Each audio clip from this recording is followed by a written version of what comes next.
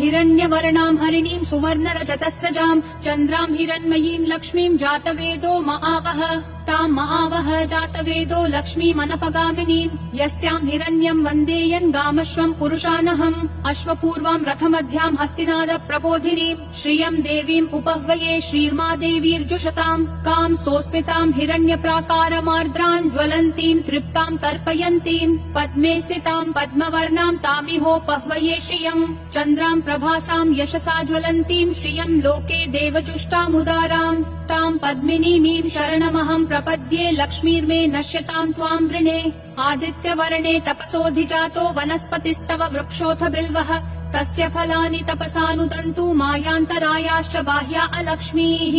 उपैतु मां देव सकः कीर्तिश्च मनिना सह प्रादुर्भूतोऽस्मि राष्ट्रेऽस्मिन् कीर्तिवृद्धिं ददातु मे क्षुत्पिपासामलाञ्ज्येष्ठाम् अलक्ष्मीं नाशयाम्यहम्।